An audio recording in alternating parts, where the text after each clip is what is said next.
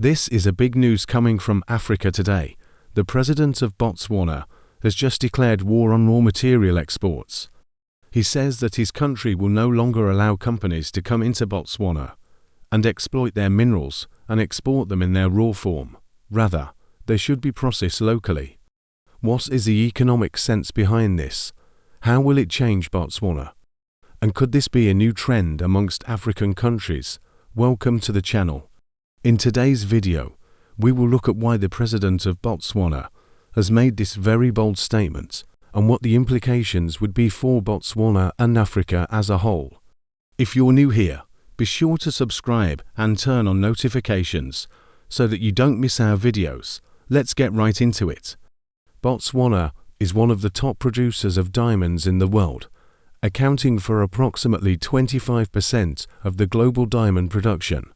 But despite this abundance of natural resources, Botswana's per capita income remains relatively low, standing at around 7,300 pula or $670. This disparity between resource wealth and human development highlights the crucial need for strategic policy decisions that ensure the benefits of natural resources trickle down to the citizens of Botswana. President Masisi's recent announcement regarding unprocessed mineral exports reflects a growing trend in Africa, a continent endowed with vast natural resources, yet grappling with issues of poverty and underdevelopment. Countries like Ghana, for instance, are also taking similar stances, refusing to accept the export of unprocessed gold. This move is part of a broader strategy to add value to the country's mineral resources within its borders. By processing minerals locally, Botswana aims to diversify its economy away from its reliance on mining, which currently contributes significantly to its GDP, but offers limited employment opportunities due to its capital-intensive nature.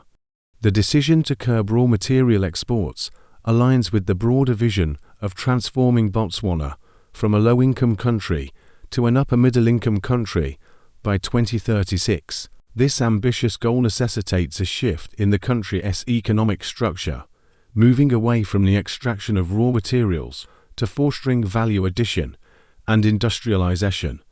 By retaining its raw materials, Botswana seeks to stimulate local manufacturing and create more employment opportunities for its citizens. Additionally, the government aims to generate more revenue from taxes and royalties, contributing to the development of infrastructure, education, and healthcare. Moreover, Botswana recognizes the need to prioritize environmental sustainability in its resource management practices. The export of raw materials often comes with environmental concerns such as habitat destruction, pollution, and the depletion of natural resources. By keeping these resources within its borders, Botswana can implement stricter environmental regulations, ensuring that mining and processing activities adhere to sustainable practices that protect the country's rich biodiversity. Furthermore, the government is actively encouraging the development of beneficiation plants to process minerals locally, which will reduce transportation costs associated with exporting raw materials. These plants will add value to the resources, leading to increased exports of finished products rather than their raw forms. Another compelling argument for Botswana's decision in the pursuit of equitable wealth distribution. Historically, the benefits of resource-rich countries have often been disproportionately enjoyed by a small elite, while the majority of the population remains in poverty. By taking control of its natural resources, Botswana aims to ensure that the profits from mineral extraction contribute to the welfare of all citizens. The government is investing in education and skills development, creating an empowered workforce that can participate in the growing manufacturing and value-added sectors. While Botswana's decision to stop exporting raw materials is undoubtedly a step towards greater self-sufficiency and industrialization, it is essential to acknowledge the challenges that lie ahead. The mining industry, a significant contributor to Botswana's GDP, may face disruptions due to the reduced availability of raw materials for export. Additionally, the development of local beneficiation plants requires substantial investments and expertise. However, The long-term benefits of this approach, including diversified employment opportunities, increased tax revenues, and a more sustainable resource management, outweigh these challenges. Moreover, Botswana's government has recognized the importance of regional integration in mitigating potential challenges. Through initiatives such as the Southern African Development Community (SADC), Botswana is working with neighboring countries to promote trade and investment flows. Regional cooperation can help diversify markets for finished goods and ensure access to the necessary expertise and resources for local processing. Additionally, Botswana's commitment to good governance and the rule of law provides a stable and attractive environment for both local and foreign investors.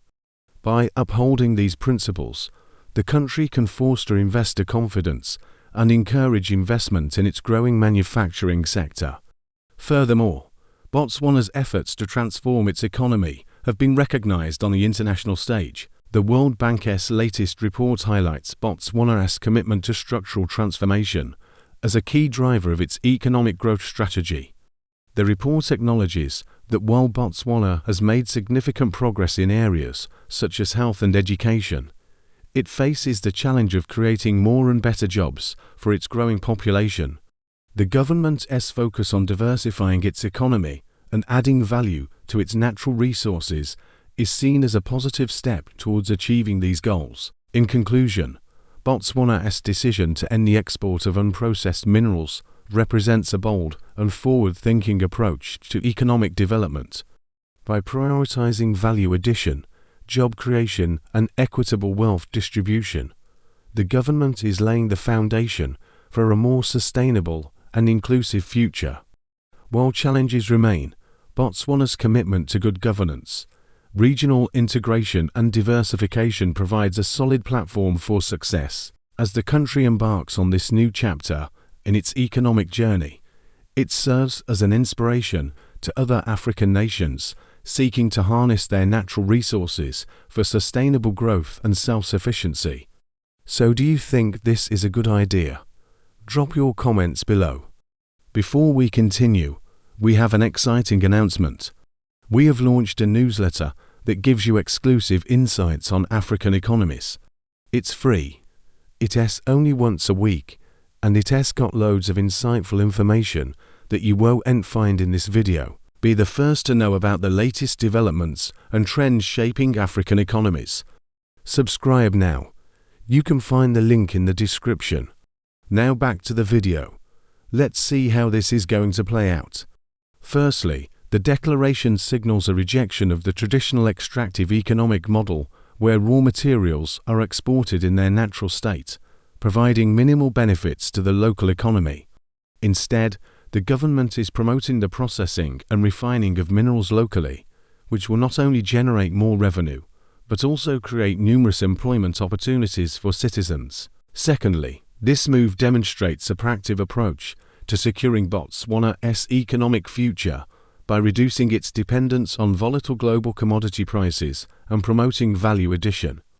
By controlling the entire value chain, from extraction to finished products, Botswana can insulate itself against external shocks and enhance its competitiveness in international markets.